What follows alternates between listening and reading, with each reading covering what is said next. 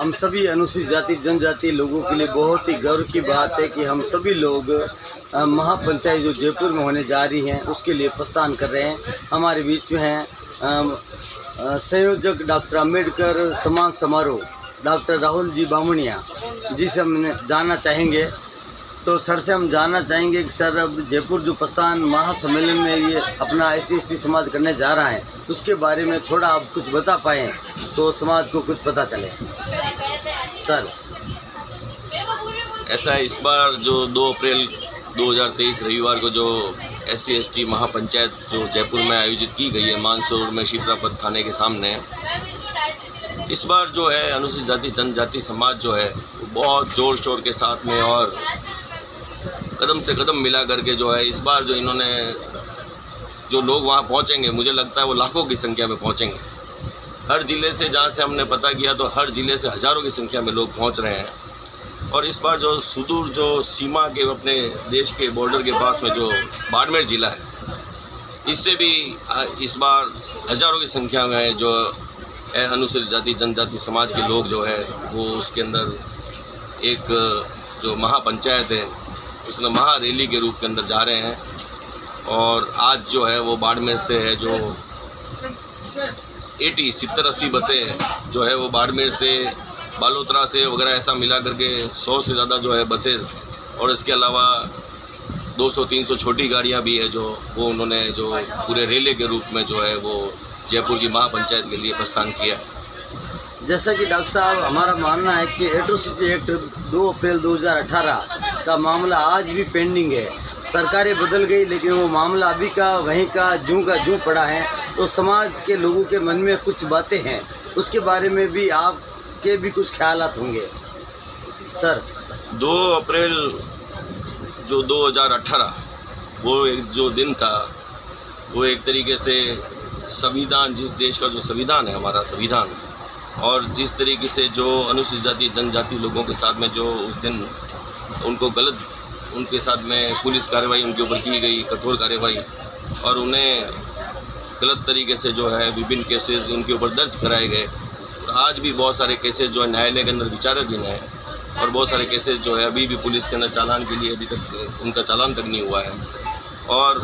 Government ने इसके लिए कहा था कि हम जो इन केसेस के अंदर जितने भी लोग हैं उनको हम जो है वो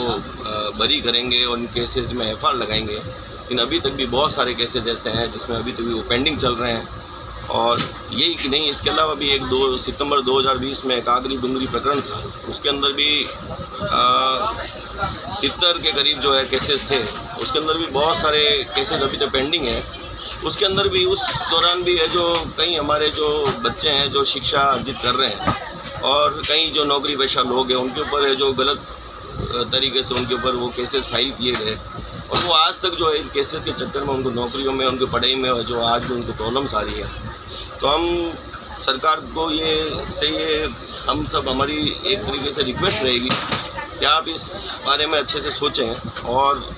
अनुसूचित जाति जनजाति वर्ग के जो है उनके हक के लिए और उनके लिए जो है वो केसेस को वापस ख़त्म करें, उनको विड्रॉ करें ताकि जो उनको न्याय मिल सके। जी बहुत बहुत धन्यवाद। इसके अलावा भी मैं ये कहना चाहूँगा कि 2011 के अंदर जो जातिगत जनगणना हुई थी उसके हिसाब से आज तक जो है वो रिजर्वेशन का जो प्रावधान है उस हिसाब से रिजर्वेशन मिल रहा है। अनुसूचित जाति के अंदर जो है वो 16% और अनुसूचित जनजाति में 12% मिल रहा है। जबकि ये जो अगर इसको 2021 के इस जनगणना के हिसाब से करें तो ये दोनों ही जो 16 जो SC का रिजर्वेशन है वो 18 के करीब होना चाहिए और जो ST का 12% का जो अभी वर्तमान में है वो नई जनगणना के हिसाब से जो है वो 14% के करीब होना चाहिए। तो दोनों का जो टोटल जो है वो 4% के करीब जो रिजर्वेशन जो 28% टोटल है उसमें 32% के करीब जो रिजर्वेशन होना चाहिए। तो अगर ऐसा सरकार अगर उसको करना भी चाहिए संविधान के हिसाब से, तो अगर वो करती है तो 1 से 1.5 लाख जो है जो नए रोजगारों के अंदर जो है ये जो सामाजिक रूप से जो पिछड़ा वर्ग है अनुसूचित जाति जनजाति वर्ग, इसको भी है जो न्याय मिलेगा और उनके भावी पीढ़ी को भी जो नए रोजगार मिलेंगे। जैसा कि डॉक्टर साहब आपने बहुत अच्छी बात बताई, लेकिन मेरा मानना है कि बाबा साहब डॉक्टर अम्बेडकर ने आरक्षण के माध्यम से अनुसूचित जाति जनजाति के राजनेताओं को जो टिकट दिए जा रहे हैं, जबकि उन पार्टियों का मकसद नहीं है कि इन लोगों को टिकट मिले, लेकिन एक ही कारण है कि आरक्षण के कारण हमारे वर्ग को टिकट दी जा रही है। लेकिन जब समाज की लड़ाई की बात हो, समाज के लिए हक और अधिकार की बात हो, फिर भी आम आदमी को सड़कों पे उतरना पड़ रहा है, क्या कारण है सर? इस बारे में मैं ये कहना चाहूँगा कि यूँ नहीं कि भाई खाली SC ST के ही प्रतिनिधि, सामान्य वर्ग से भी जो भी प्रतिनिधि आते हैं, जो भी संविधान के कारण से जो जनता के द्वारा चुने हुए प्रतिनिधि जो भी सरकार में आज बैठे हैं, उन्हें हमेशा जो गरीब पिछड़ा वर्ग जो है, अनुसूचित जाति जनजाति वर्ग है, जहाँ भी अन्याय होता है उसके लिए उनको विधानसभा में आवाज़ उठानी चाहिए, उनके हक के लिए बोलना चाहिए। अगर कोई विधायक वो किसी भी वर्ग से हो, अगर वो पीड़ित, शोषित और जिनके ऊपर भी अन्याय होता है उस वर्ग के लिए अगर आवाज़ नहीं उठाता है, तो फिर आप ये समझ लीजिए कि अभी आज 70 साल देश के आज़ाद होने के बाद में भी आप ये समझ लीजिए कि अभी भी जो है वो हमारे, हम कहते हैं कि देश जो बहुत आगे बढ़ गया है, देश ने बहुत विकास कर लिया है, तो मैं ये कहूँगा कि अभी भी उसको आप विकास को इस तरीके से परिभाषित नहीं कर सकते। अगर जो सामाजिक जो विकास की जो मुख्य धारा के अंदर जो अनुसूचित जाति जनजाति के लोग हैं, अगर आप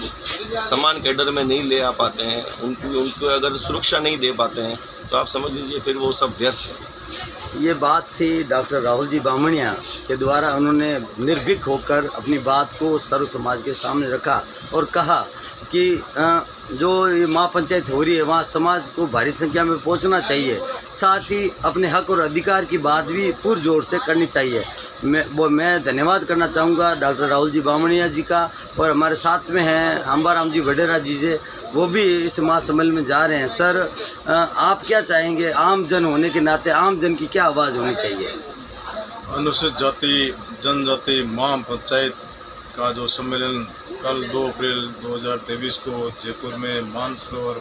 सिपरापुर थाने के सामने आयोजित हो रहा है, उसके लिए बाड़मेर से सभी दूर दराज के लोग जो सीमावर्ती क्षेत्रों से हैं, और उसमें लगभग मेरे हिसाब से बाड़मेर से लगभग 70-80 बसें यहाँ से रवाना हुई हैं, और लगभग 200 जो 4 व्हीलर है, छोटे वाहन, उनके द्वारा भी लोग पहुँच रहे हैं। कुछ लोग हम जैसे रेलगाड़ियों में जा रहे हैं। हमारा मकसद एक ही है कि SC ST एकता के माध्यम से हम सरकार को ये बता सकें कि हमारे ऊपर जो भी अन्याय अत्याचार जो भी हो रहे हैं उसके बारे में हम हमारी बात उन तक पहुँचा सकें। ख़ास तौर से अगर बाड़मेर ज़िले की बात करूँ तो बाड़मेर ज़िले में जो मौजूद लोग हैं हमारे, उनका ये प्रयास रहा है कि ये आज अपना जो ये आह्वान किया गया है उसके लिए जो भी भारी संख्या में लोग जयपुर पहुंच रहे हैं, उसके लिए अपने डॉक्टर राहुल जी बामणिया साहब और उदयराम जी मेघवाल साहब और तग्गाराम जी खत्ती साहब, दूराराम जी भील साहब, लक्ष्मण जी वडेरा साहब, कई प्रकार की टीम जो लगभग 1 महीने से लगातार ये प्रयास कर रहे हैं कि अपने यहाँ से इस सम्मेलन को किस प्रकार से सफल बनाया जाए। और मैं ये कामना करता हूँ कि ये सब जो सम्मेलन है वो निश्चित रूप से सफल होगा, और सरकार को चुनावी माहौल के कारण हमारी सब बातों को मानना पड़ेगा। अगर सरकार हमारी बातों को नहीं मानेगी तो उसका जवाब भी हमें देना आता है। बहुत बहुत धन्यवाद अंबाराम जी, और आपने निर्भीक होकर अपनी बात को रखा और कहा समाज पटल पर कि हमारी जो पीड़ा है, हमारी जो वेदना है वो सरकार तक पहुंचे। इसी का ही एक कारण है कि ये महासम्मेलन होने जा रहा है। बहुत बहुत धन्यवाद राहुल जी, अंबाराम जी। मैं रमेश वडेरा बाड़मेर। मेरे YouTube चैनल को आप ज़्यादा से ज़्यादा सब्सक्राइब करें। जय भीम, नमो बुद्धाय। Thank you.